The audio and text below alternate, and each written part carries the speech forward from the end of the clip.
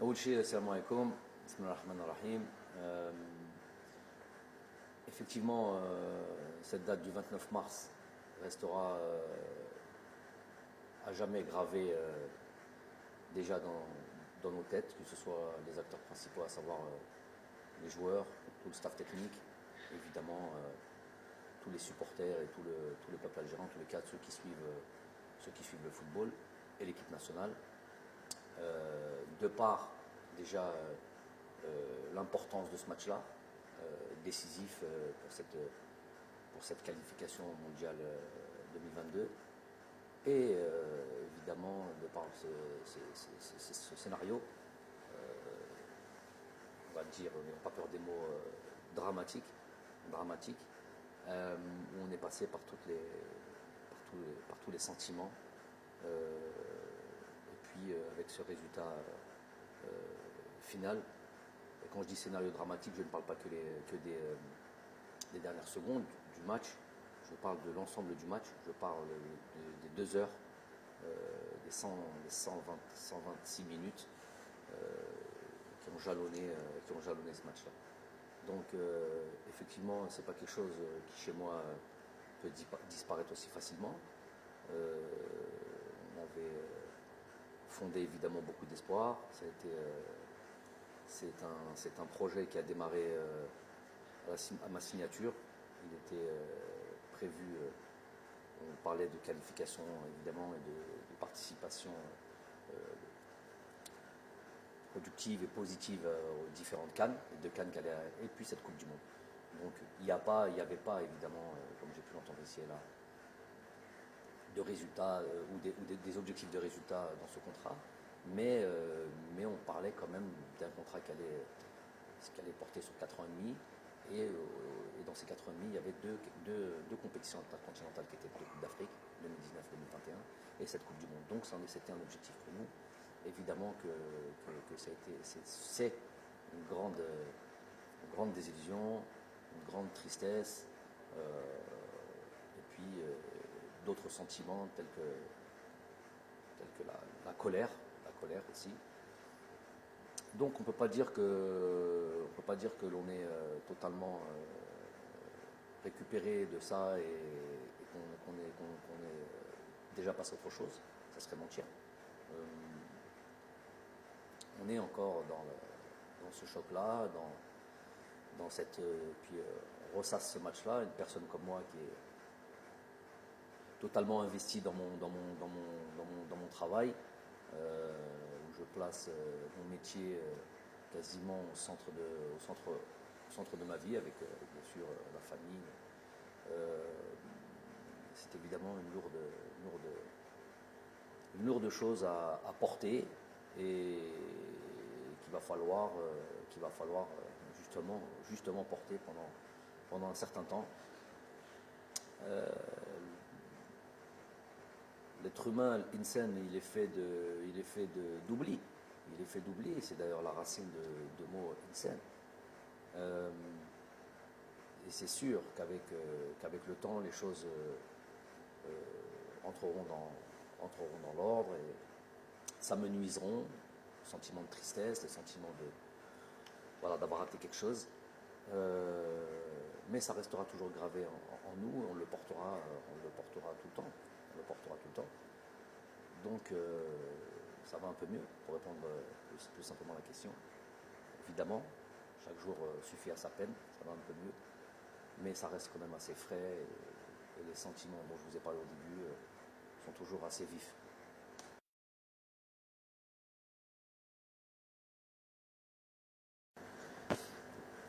Donc effectivement, sans créer de suspense ou essayer de gagner du temps, pourquoi, pour qui, je ne sais pas, parce que j'ai entendu ici et là, il se doit de répondre. Un investissement avec l'équipe nationale d'Algérie, je suis obligé de répondre un peu plus largement à cette question. J'avais déjà été approché en équipe nationale d'Algérie avant même que je prenne mes fonctions en 2018. Et j'ai à chaque fois tempéré et je l'avais expliqué ça aussi, parce que Mousoulia Kbira, et on ne peut pas, si on ne se sent pas prêt, s'aventurer sur ça. Je ne suis pas un entraîneur qui khidma, parler de simplement, pas un entraîneur sans emploi ou à la recherche d'un emploi, mais il fallait y aller avec des certitudes, une forme de certitude, même si on n'en a pas tout le temps dans le football. Donc j'ai pris le temps, et le jour où j'estimais que j'étais prêt à mon humble avis, et que l'on a fait appel à moi, j'ai répondu présent. Avec ce qui s'est passé, le minimum de respect que j'ai pour mon équipe nationale, pour mon pays, après un échec avec lequel je viens d'expliquer, ça reste un échec, les conditions sont des conditions, pas de problème là-dessus, mais ça reste un échec. Avec cet échec-là, le minimum que l'on se devait à ce pays, c'est être sûr de savoir, par rapport à la responsabilité qui est la mienne, si on est capable de redémarrer, malgré cet échec, avec autant de force, autant d'énergie et autant de passion, autant mort, et se fixer d'autres objectifs. Donc ça prend un certain temps, parce que ce temps-là, il est à la mesure du drame footballistique, qu'on s'entende bien, on reste dans notre domaine-là, et qu'on ne fasse pas de démagogie. Ce drame footballistique qu'on a pu vivre tous ensemble, ça méritait, en tout cas pour une personne comme moi, qui était profondément touchée, ça méritait ce temps-là, puisque j'avais estimé, et je m'étais déjà préparé dans un coin de ma tête, au cas où ça ne fonctionnait pas, de devoir quitter mes fonctions. Je suis dans cet état d'esprit de Stahel, Haja, parce que tu as travaillé, parce que tu as fait un Stahel, il y a une promotion qui est là, il y a un truc comme ça, c'est la méritocratie. Mais Stahel, tu ne mérites pas, parce que voilà, tu as échoué, un échec, tu as entre guillemets, mal travaillé, eh ben, tu dois te partir. J'ai un contrat qui est là jusqu'à décembre 2022. Il n'y a pas de conditions d'objectifs, comme certains ont pu le dire, les ignorants qui me parlaient pour parler, mais ça dépasse le cadre du contrat.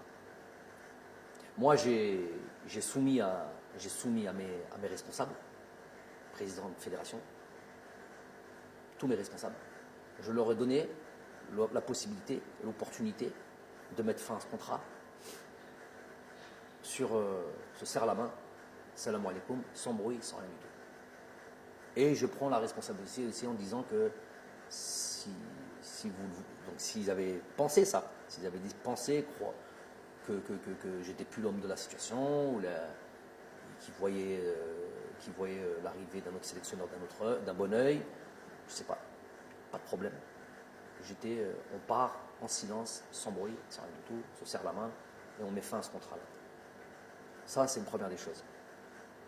Ça n'a pas été accepté. Je n'ai pas envie de dire que c'est une démission. Ce n'est pas une démission. Si c'est une démission, j'y suis plus. Une proposition. Et voir si cette fédération, si les responsables du sport, du football en Algérie, quelle vision et quelle position ils ont par rapport à moi.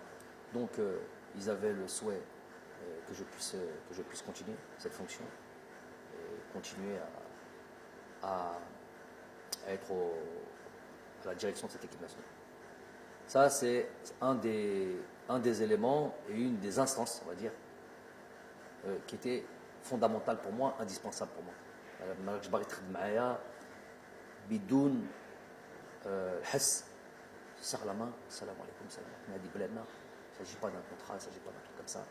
Je laisse ça à d'autres entraîneurs, l'envie de faire ce qu'ils veulent quand ils doivent se séparer. Il y a le deuxième élément, ô combien important, c'est le Jumhur ou Sha'bna, dans son ensemble, qui a apporté encore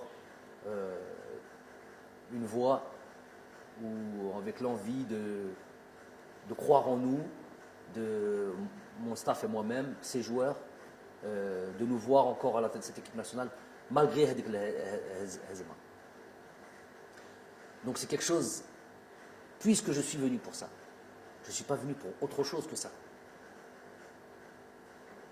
Je suis obligé de le redire, si j'avais choisi la facilité, au sens large du terme, facilité dans tout, facilité dans la vie, la vie de famille, la vie, tout ce qu'on veut, la vie professionnelle. Si j'avais choisi la facilité, je ne serais pas à la tête de l'équipe nationale.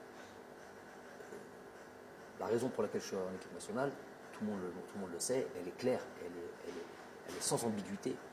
C'est pour monter le plus haut le drapeau de cette équipe nationale, de ce pays, et faire en sorte qu'elle soit la plus respectée, la plus performante possible. Mais chérie, fait l'Afrique, fait le Hal. Ça, c'est ma mission. On y est arrivé, je pense. On y est arrivé. Pas complètement, puisque sinon on serait déjà en Coupe du Monde et on va se laisser quand même, on en parlera peut-être après, on va se laisser peut-être une lueur d'espoir, mais c'était ça l'objectif. D'une certaine manière, il a été atteint cet objectif.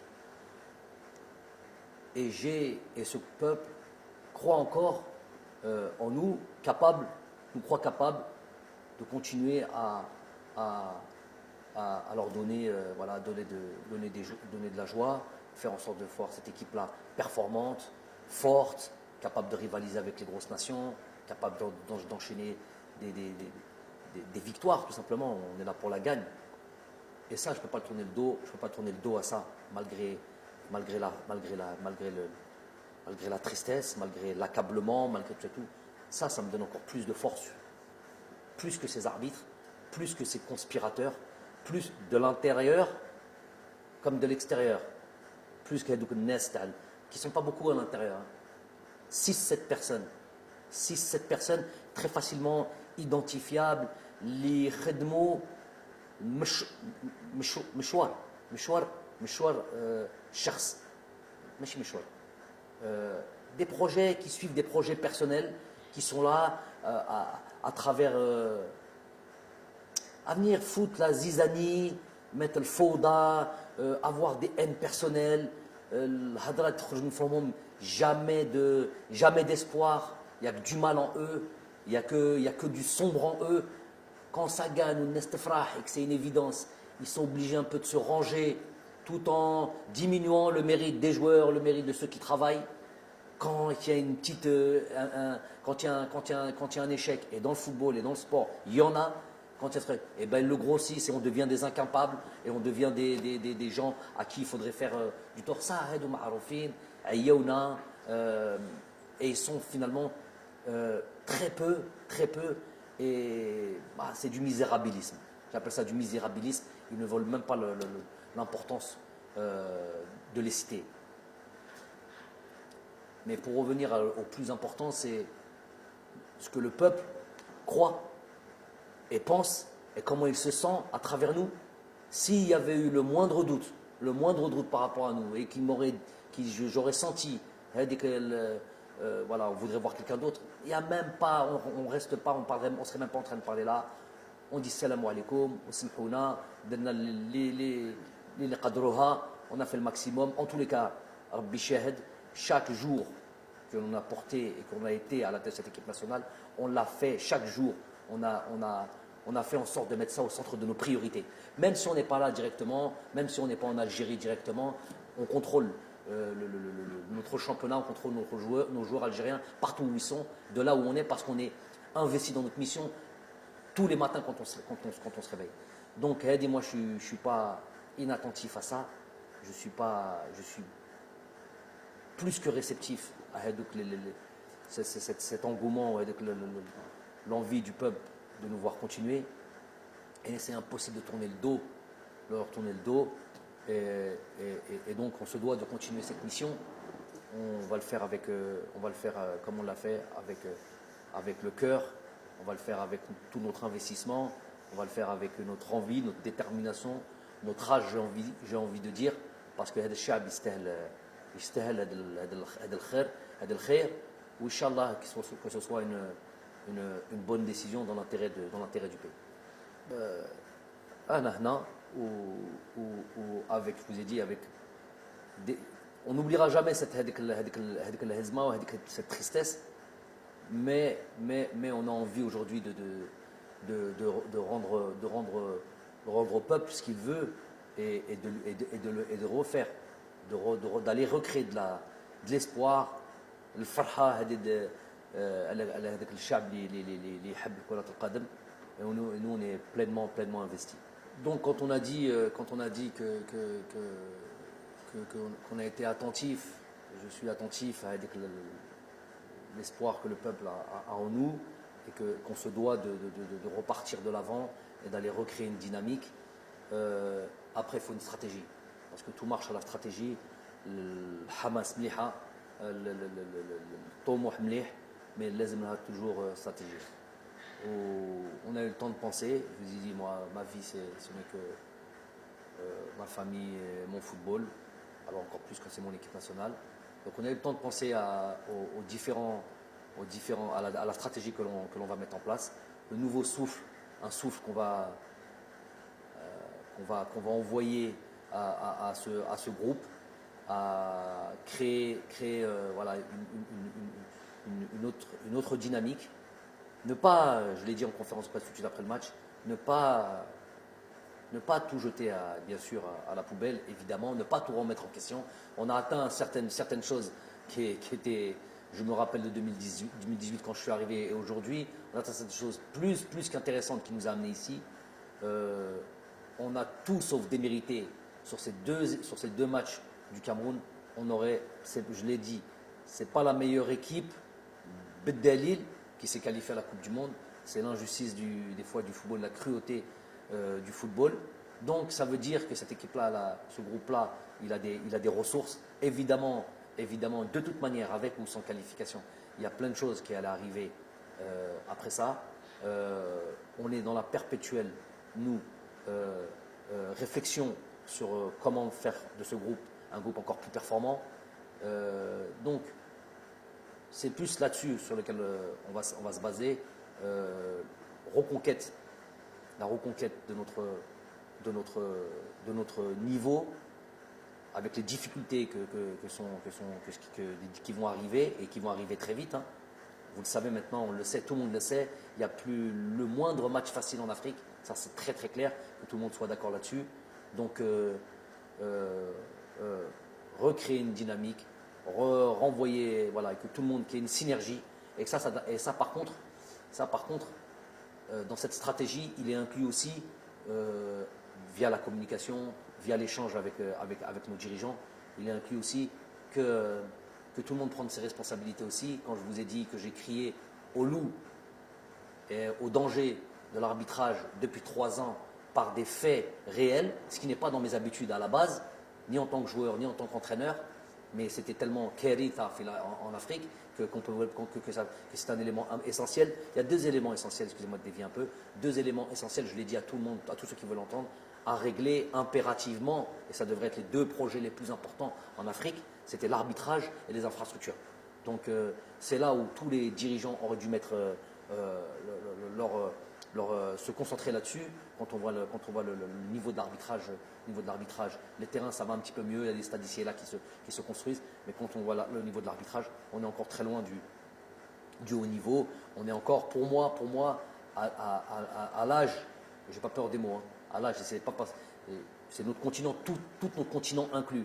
On est à l'âge préhistorique au niveau arbitrage, au niveau conditions de jeu, même ça s'améliore, conditions d'infrastructure, mais sur l'arbitrage, on a l'âge préhistorique. Voulu, pas voulu, mais est-ce que certains y trouvent leur intérêt dans cette CAF, dans cette peut-être FIFA, je ne sais pas qui, pour que l'arbitrage n'évolue pas? J'en sais rien. En tout cas, c'est un constat, c'est un fait. Celui qui veut venir en parler avec moi, il vient. Celui qui a fait le Meiden, il dit fait le Meiden Mahia, on a Hadro et on parle concrètement de ce qui se passe. On analyse concrètement ce qui se passe, plutôt que de venir parler, sortir des belles phrases. Sur le terrain, gros souci au niveau de l'arbitrage. Je vais prendre le temps de dire une chose. J'ai travaillé dans le continent asiatique. J'ai travaillé dans le continent européen, évidemment, en tant que joueur. Et j'ai vu comment on a basculé au niveau de l'arbitrage en Europe, comme on est quasiment au niveau zéro, quasiment au niveau zéro erreur, en plus avec la VAR. Donc là, il n'y a quasiment plus aucune possibilité d'erreur. C'est une vraie assistance. C'est une vraie assistance aux arbitres. Il n'y a plus de possibilité d'erreur. En Asie, donc il n'y a même plus la possibilité qu'un arbitre fasse quoi que ce soit. En Asie, j'ai été à la tête j'ai fait les Champions League asiatiques avec mon club. J'ai fait les équipes nationales avec l'équipe nationale du Qatar. Donc j'ai fait les compétitions internationales asiatiques. J'ai fait des colloques, pas des colloques, des réunions préliminaires aux compétitions que l'on a pu jouer, que ce soit des coupes du Golfe, que ce soit des coupes des championnats d'Asie, des Champions League asiatiques. J'ai fait ces réunions préliminaires. J'en ai fait notamment une avant un championnat d'Asie, je crois, où je le répète et je répète souvent, on sort de la réunion, elle dure 1 heure, 1 heure et demie. On sort de la réunion, tu as l'impression, toi qui est complètement intègre, qu'il va t'arriver quelque chose, tellement ils sont pointus, assidus et exigeants et impardonnables. C'est tolérance zéro en termes d'arbitrage. Faut savoir qu'en Asie, si tu entends, vois, c'est les mots qui avaient été utilisés par les dirigeants de l'AFC, la Confédération asiatique. Tu entends, tu vois, n'en parle pas de si tu es mêlé, c'est la prison. La prison, ça c'est sûr, des peines de prison, des peines pénales, prison et radis à vie du football. Imaginez-vous à quel point on est loin en Afrique quand ça, nous sommes l'arbitrage en Afrique, quand on arrive dans ces compétitions-là ou dans des matchs aussi importants, c'est un marché, tout simplement un marché.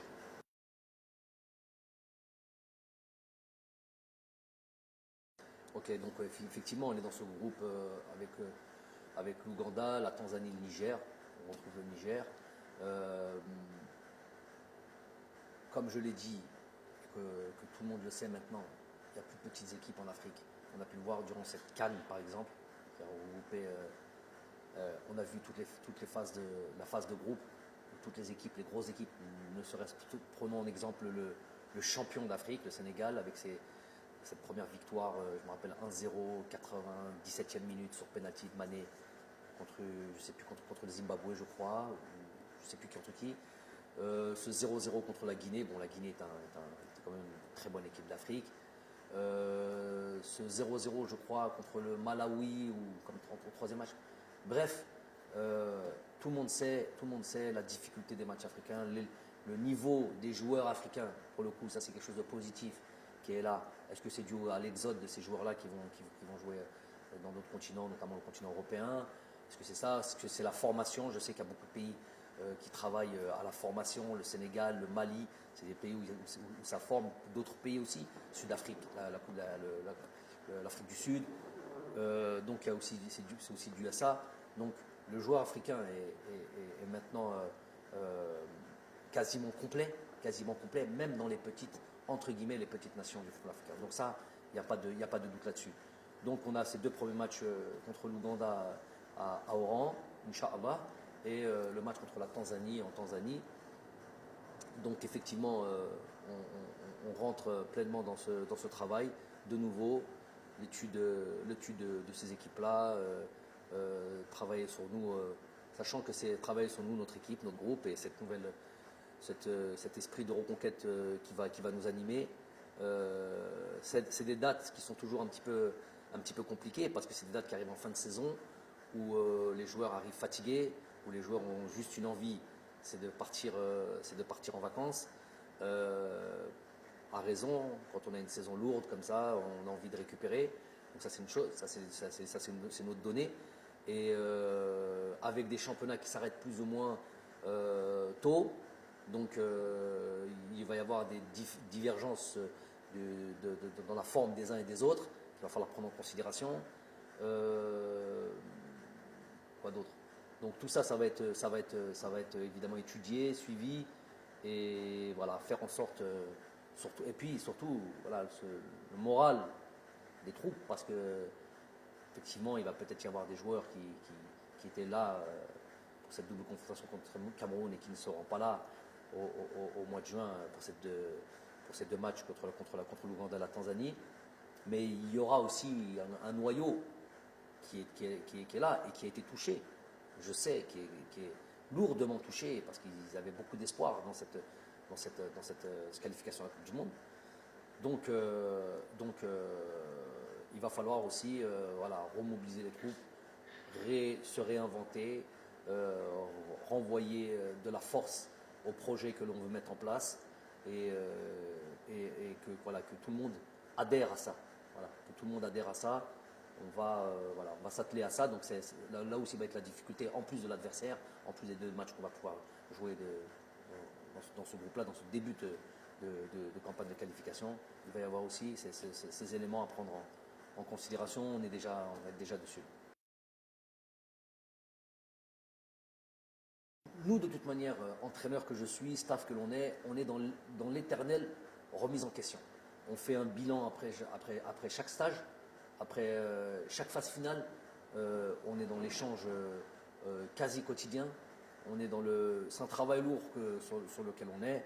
Où je vous ai dit, on place notre travail au centre de nos priorités. Donc tout ça là, tout ce que vous venez de citer, évidemment, ça va être mis à l'ordre du jour. Évidemment qu'il va y avoir un effectif qui va évoluer, mais je vous dis,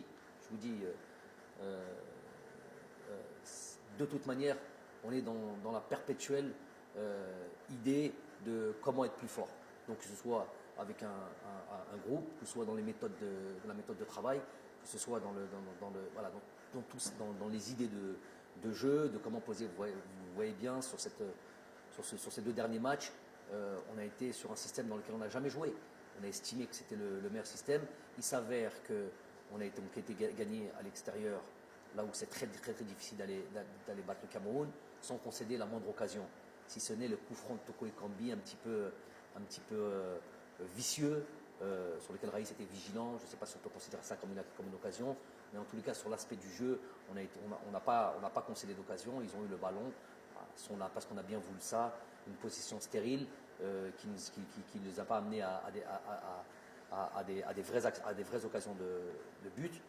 Un match retour, on est reparti sur le même système, on peut avoir des systèmes identiques, mais avec une animation différente et avec un état d'esprit différent. On s'est créé pas mal de situations. On a frappé 7-8 fois au but Pour moi, ce match-là, je le résume comme ça aussi. Il y a eu deux hommes du match dans ce match-là. Le premier, c'est Gassama. Le deuxième, c'est Onana, le gardien de but. Combien d'arrêts il a fait? Combien de situations il a eu? Bon, plus ou moins dangereuses. Il y a eu des arrêts un peu plus faciles, toujours avec des frappes cadrées. Mais il y a eu des vraies situations de but. Il y a même eu des buts qui ont été annulés. On s'est retrouvé dans la surface de réparation, donc il y a des pénaltys qui ont été annulés. Tout ça, et pour eux quoi? Une occasion sur le centre avec le double arrêt de Raïs Mbolé. Donc on s'est remis, pour vous dire qu'on se remet en question, même sur des matchs clés, alors qu'on a un système dans lequel on joue plus ou moins deux systèmes sur lesquels on alterne depuis à peu près quasiment 4 ans. On n'a pas hésité à se remettre en question sur un match. Alors on peut estimer qu'il peut y avoir un grand risque de changer un système tactique, de passer d'une défense à 4 à une défense à 3. Bref, tout ça, c'était une prise de risque calculée. Donc c'est pour dire à quel point on est dans la réflexion, l'analyse. Il y aura, ça sera perpétuel, ça sera un truc. Il va y avoir l'avènement normalement de joueurs qui vont devoir faire comme l'ont fait à leur temps Youssef Blaili, Baghdad Bounedjah, Djamel Belamri, Youssef Attal, Ismaïl Benasser. Quand on arrive en sélection, Ismaïl Benasser, il ne faut jamais l'oublier, n'avait 0 match en équipe nationale. Donc c'est des joueurs qui ont commencé à jouer avec nous et qui ont progressé, qui se sont imposés.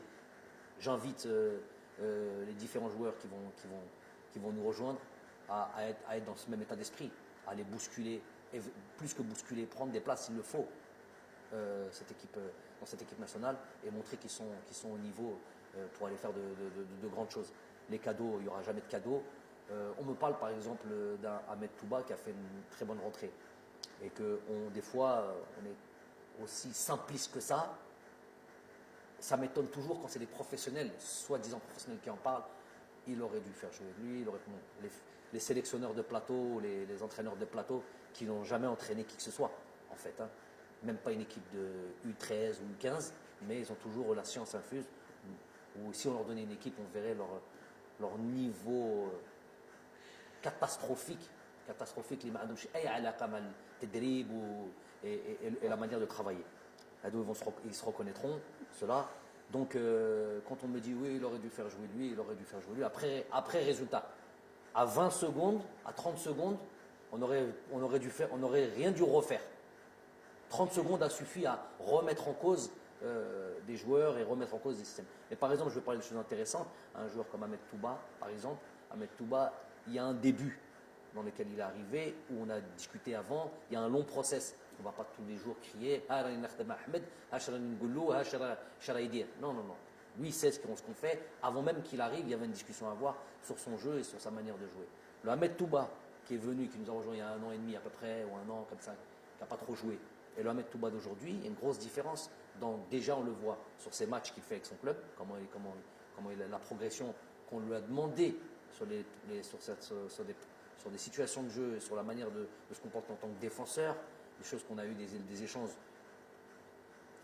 profonds sur lesquels on demandait, et ce changement-là ne se fait pas du jour au lendemain. Donc, le Ahmed Touba et ce Ahmed Touba d'il y a 1 an et Ahmed Touba 3 jours avant le match ou 2 jours avant le match, une discussion qu'on a pu avoir en fonction de ce que je voyais à l'entraînement et de son évolution, je lui ai dit que ton tour va arriver très tôt. Il en témoignera 48 heures ou 72 heures avant ce deuxième match. Ton tour va arriver. Parce que ce que je vois là, c'est ce qui m'intéresse. Un vrai défenseur, quelqu'un qui n'est pas venu, qui ne vient pas en sélection en admirant peut-être. C'est lui-même qui a dit ça. Une forme de timidité, et qui ne lui permettait pas de jouer le jeu que l'on demande. Et lui-même, on était à réaliser ça. Et le Touba qui est venu lors du dernier stage, incisif, vrai défenseur, dans l'âme, qui n'est pas là en tant que spectateur, j'ai vu l'évolution. Je lui dis donc, prépare-toi, quand on viendra, si ce n'est pas ce match-là, tout de suite après le prochain stage, donc au mois de juin, tu seras directement concerné. Donc on a eu cette discussion avec eux. Il s'avère qu'il est rentré, il a fait la rentrée qu'il a fait. Mais peut-être que si Touba l'avait fait rentrer plus tôt dans d'autres matchs, on aurait crié c'est quoi ce joueur-là, il n'est pas apte à jouer en équipe nationale. Donc les choses, elles viennent avec le temps. C'est pas, il a joué 20 minutes, il a bien joué, oh il aurait dû jouer les 2 heures auparavant. C'est plus que ça, c'est un calcul et un travail qui est plus élaboré que ça. C'est un exemple, mais il y en a d'autres comme ça.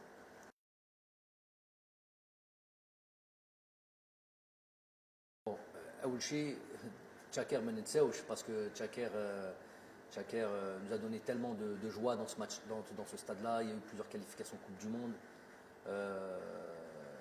qui ont été réalisées, des matchs historiques. Menseauch, ne serait-ce que parce que il porte le nom d'un Shuhada, donc Rabbi Rahmou, Rabbi Wasa alayh.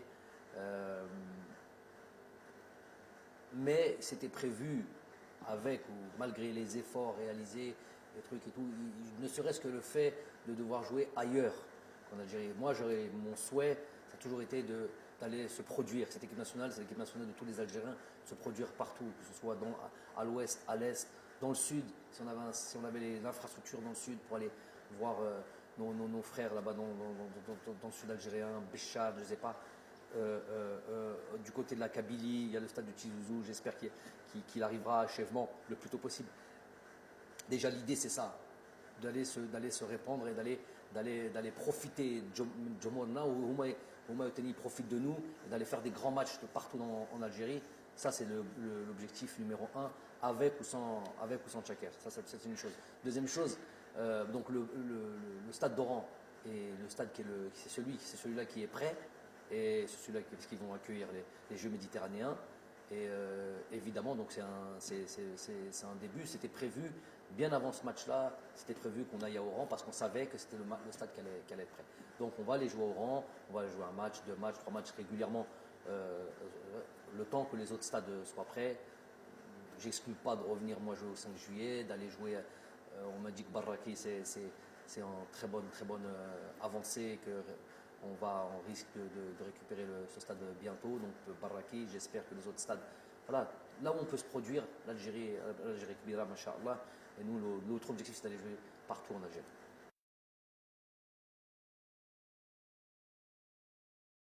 Donc voilà un sujet aussi, un sujet important. Donc déjà le président a présenté sa démission.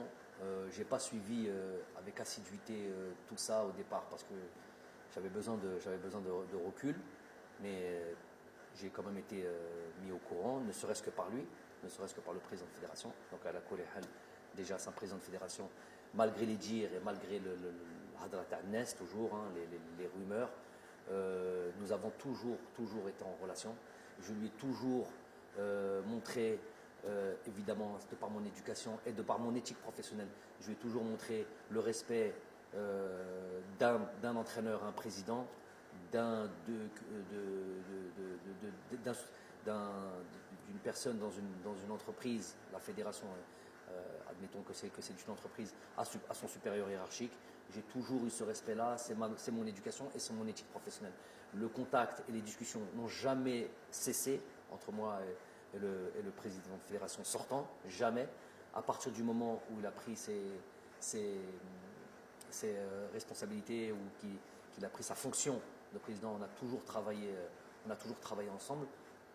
Malgré, on va être très clair et très sincère là-dessus, malgré le fait, et il l'admettra lui-même, que d'un point de vue footballistique, et c'est peut-être pas ce qu'on demande en priorité à un président, malgré sur l'aspect footballistique, il y avait évidemment pas une divergence, non, pas une divergence, mais un écart de connaissances, peut-être de compétences sur l'aspect footballistique pur. Et donc peut-être un peu moins d'échanges sur l'aspect footballistique, malgré que j'aime en parler, j'aime m'expliquer ce que je fais, et il a eu le droit à toutes ces discussions, où j'expliquais toujours ce que l'on faisait. Mais voilà, en retour, évidemment, si on veut créer, si on veut comparer par exemple au président que j'avais avant, qui était M. Khabdin Zetchi, qui est issu du football, avec tout le monde, on n'a pas besoin de réexpliquer son itinéraire et où on pouvait plus rentrer sur l'aspect football, mais à la limite, c'est pas le problème. Il y a un président qui est démissionnaire. Ce que je lui ai dit quand il m'a annoncé sa démission, c'est qu'il est quelque part, il porte la responsabilité d'un échec collectif dont nous faisons partie, dont moi, coach, je fais partie, et il faut peut-être qu'il y en a un qui paye pour ça, ou peut-être que lui-même, s'il est démissionnaire, c'est que lui-même peut-être estime qu'il ne peut pas mener sa fonction au bout. Je ne sais pas, les raisons lui appartiennent. En tout cas, toujours on respecte les gens, on remercie les gens. C'est une personne sur l'échange humain et très appréciable, vraiment très appréciable. J'ai jamais eu le moindre souci, malgré que sur l'aspect humain, sur l'aspect du travail, évidemment, ça c'est partout, ça existe partout. Il peut y avoir des divergences, on donne chacun son point de vue, mais après, ça ne dépasse pas un certain niveau au niveau du respect. Le respect a toujours été là. J'apprécie l'homme. Il n'y a pas eu l'ombre de souci. J'ai fait ce que j'avais à faire en tant que sélectionneur par rapport à un truc. Tout ce qui a été dit concernant nos relations, comme quoi il n'y avait pas de relation, c'est du mensonge.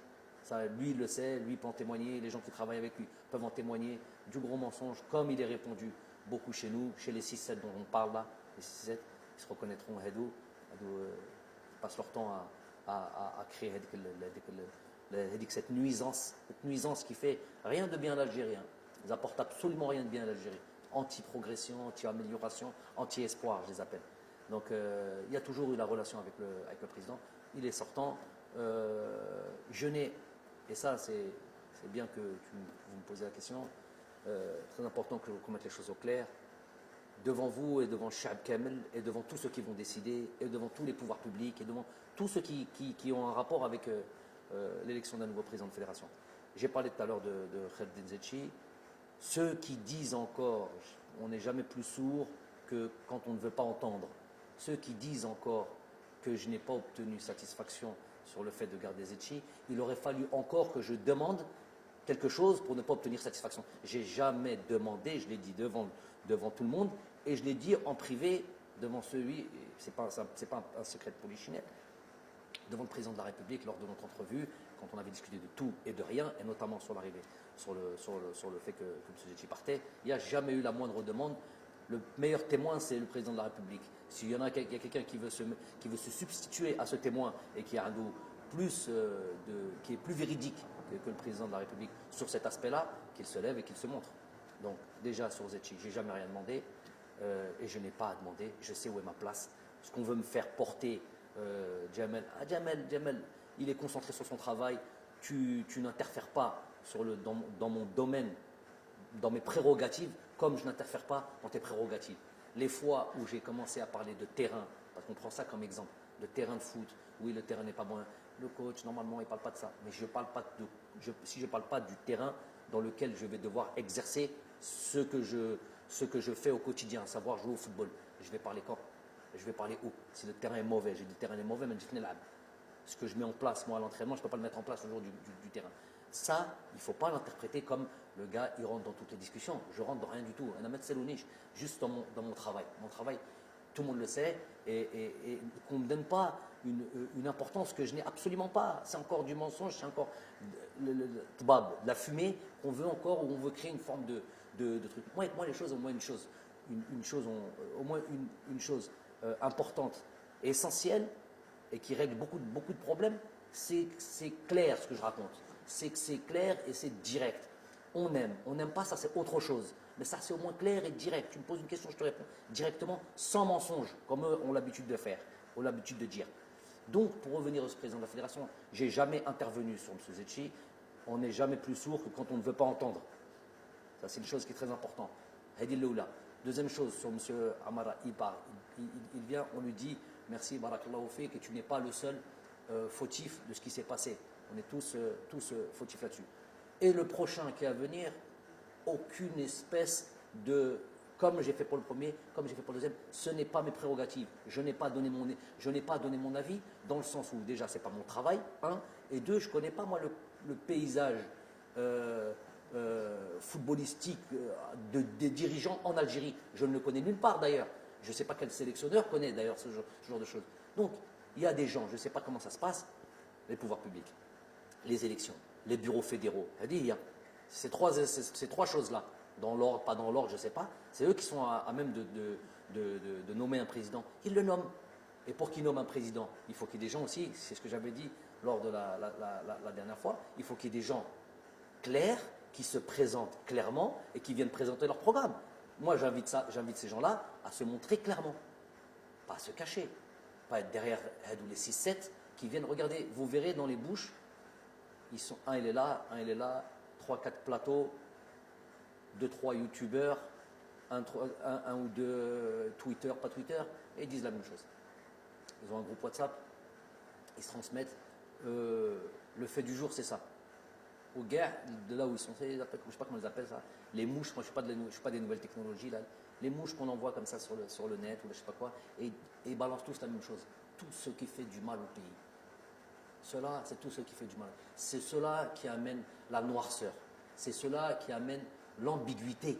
C'est cela qui amène le bab dans le pays. On ne sait plus qui dit quoi, mais qui est désinformé, malhonnête. Hadou, je les appelle vraiment.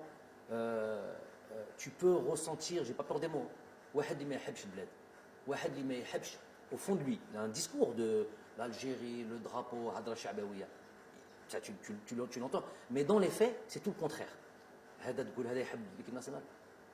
Je vous l'ai dit après la conférence de presse, il y en a, c'était l'Eid avant l'heure. Ils ont festoyé, ils étaient heureux comme pas possible. Wallah, heureux comme pas possible. Leur épouse, ce jour-là, leur demandait n'importe quoi, elle leur donnait.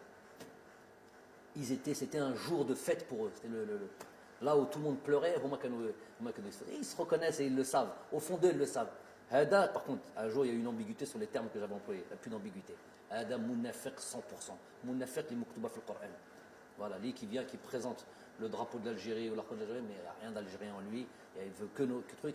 Il y a sa poche, ses intérêts, nefsi. Ça, c'est clair et net. Et c'est quoi leur poche? Alors, je répète pour cette histoire de président, pour que vous sachiez un peu le fonctionnement, c'est important. Keshfouhum au moins. J'ai rien à perdre là-dessus. Jamel Belmadi, oui, il a un truc sur le. Je suis en train de dire au pouvoir public, aux bureaux fédéraux, à tous ceux qui vont élire. Moi, j'ai rien à voir là-dedans, ne me demandez pas là-dedans. Ramenez le président de fédération que vous voulez. Moi, je ne travaille pas pour un président de fédération, je travaille pour. Ça va être mon supérieur hiérarchique, ça va être avec lequel je vais devoir travailler. Mais moi, je travaille pour l'équipe nationale d'Algérie, je travaille pour mon peuple. Comme le président de fédération va venir travailler pour le peuple. Donc, je n'ai absolument pas à me mêler de tout ça.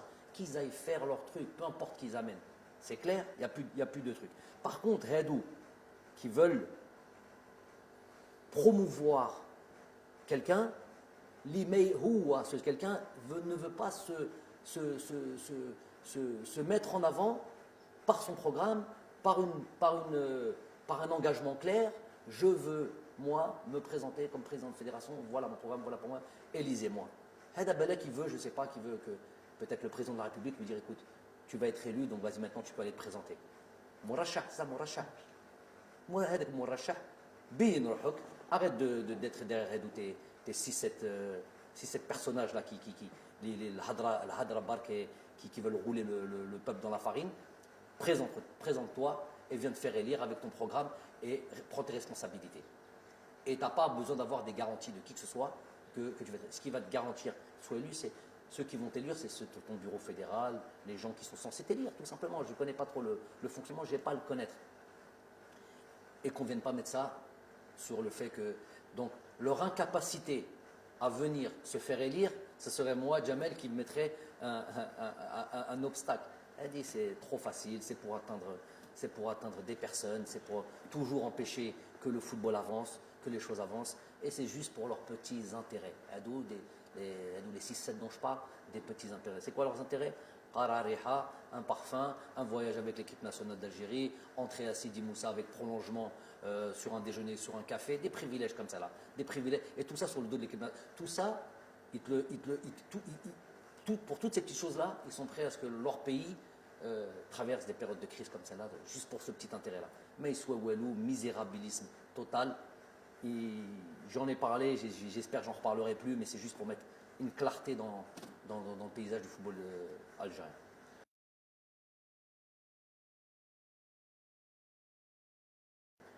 Ben Kemlo, moi ce que je veux dire c'est que on est certes enragé, on est certes déçu, on est certes, n'ayons pas pour des mots, traumatisé. Ben ça, voilà. Demain matin, le jour se lèvera et la force des hommes et d'un peuple, c'est aussi de se relever. Donc nous, on va se relever. Plus jamais de la vie, on laissera 2-3 personnes conspirer contre notre pays. On ne laissera plus jamais un arbitre comme ça venir mettre à mal un pays. Je suis obligé de dire que je n'ai pas aimé du tout le lendemain du départ de cet arbitre à l'aéroport d'Alger, le voir confortablement assis dans les salons à boire un café et un millefeuille. Ça, j'ai pas aimé ça. J'ai vidé mon sac chez cet arbitre-là. Je l'ai croisé en Turquie après, j'ai pris le vol. Je lui ai redit la même chose. Je lui ai dit qui il était. Mais ça, j'ai pas aimé que nous puissions accepter ce genre de choses. Nous, quand on va dans ces pays, quand on va en Afrique, souvent, c'est pas ces traitements de faveur que l'on a. Hada, il a enlevé l'espoir de tout un peuple et on le laisse comme ça. Je ne dis pas qu'il faut le tuer, je ne dis pas qu'il faut le truc, mais Hada Haggar, Hada plus que Haggar. Donc ça, j'ai pas apprécié. Il ne faudra plus jamais accepter ce genre de choses. Inch'Allah, هذا الشعب الجزائر إن شاء الله يزيد يفرح ويزيد Inch'Allah qu'on vit encore des moments comme ça de joie, d'allégresse dans le futur.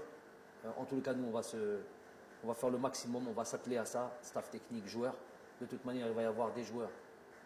Bien sûr, il y a des erreurs ici, là, bien sûr, il y a des choses qu'on peut leur reprocher, mais dans l'ensemble, je les félicite, mais on va devoir encore faire plus et ils vont devoir encore démontrer encore plus d'envie pour leur pays dans un esprit de reconquête. Donc voilà ce qui va être dans notre avenir. Et on a fait les Qadr sur les derniers jours. Rabbi, Inch'Allah, سي امانه يقبل الدعاء ان شاء الله، وان شاء الله نكملوا هذه السيام بالصحه والهنا، وصحه رمضانكم، صحه عيدكم، on vous dira ça en temps et en heure. Voilà.